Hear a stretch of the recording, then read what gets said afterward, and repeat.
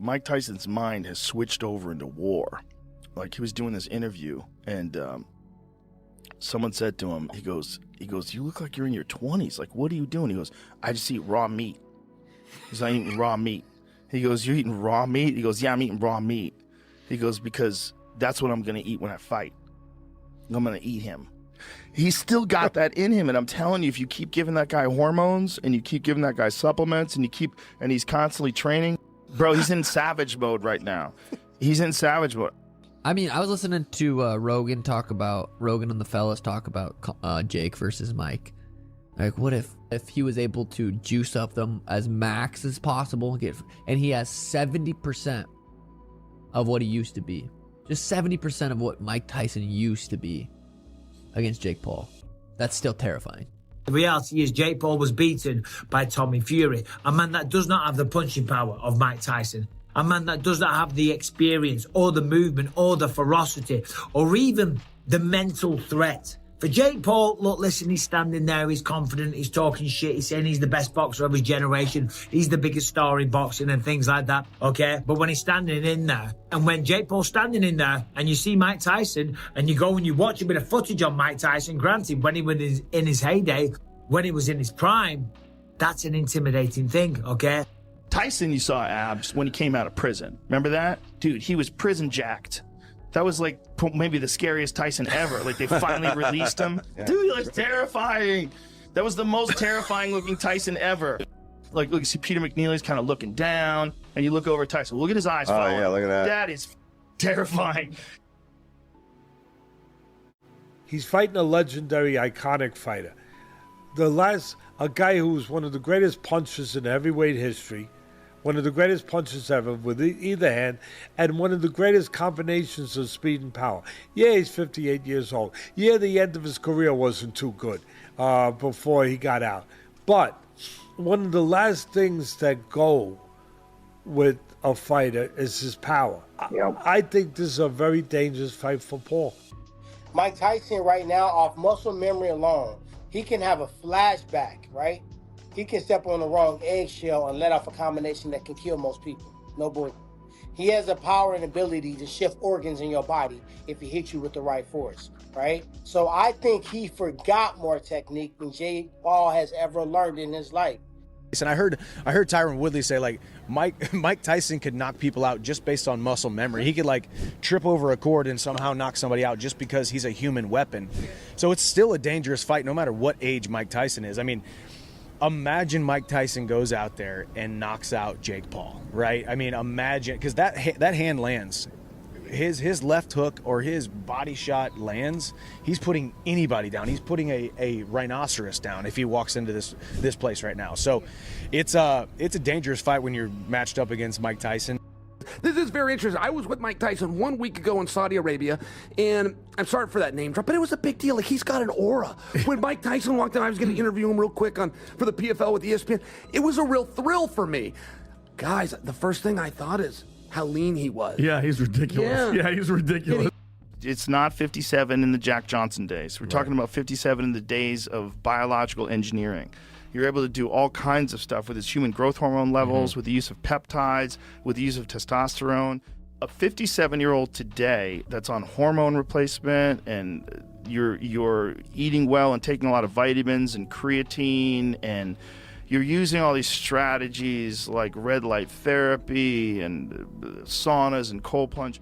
It could be one of those fights where Mike Tyson gets him in a corner and connects with a punch and Jake Paul just goes limp. But I just want to make it clear that Mike Tyson was the one who wanted it to be a pro fight. Mike got into training camp and called up people on my team, and we're like, let's do a pro fight. Is Jake down? Netflix was like, let's make it a pro fight. We're down. And I said to Nikisa, if that's what Mike wants, then that's fine. But make sure you tell Mike that there's no holding back. Whatever happens, happens, and this is war now. So whatever happens, happens, as Mike Tyson said. Does it being a pro fight add to the nerves at all? Go on a record? Yeah, I mean, it makes it real. It makes it super real. It makes it war. and it makes it, he's a killer too. And the fact that he wanted it. Yeah, why do you think he wanted it? Why would Mike want this? It sounds like he ready to I think smoke he wants your ass. to end my ass. I think he wants to put me in the dirt and to make a statement to all the boxing that he is and was and all of these things the baddest man on the planet, and that he could still get in there at this age and put down the young buck. Mike Tyson, and I've been there, and I was with him when he was getting ready for the Roy Jones fight. Like, Kamaru, like, this dude's disciplined, dude. He's almost like us, he gets moody when he's in fight camp. He stops smoking, or he doesn't smoke as much. He starts to eat clean. He runs every day, 5 in the morning. Remember, I went with him one time, dude. I'm just like, damn, Mike, you run for 6 miles every morning at 5 a.m. It's like, yeah, man, it's good for the heart, and I find peace within. If there's anybody that's super ferocious that could potentially put this dude out, a 27-year-old kid, it is Mike. Because Mike does go down to the body. Mike is not going to give that dude distance. Mike is going to go boom, boom, boom, boom, boom. And just remember, like, back in the day when he was getting rid of people in 30 seconds. So I think that could be another thing.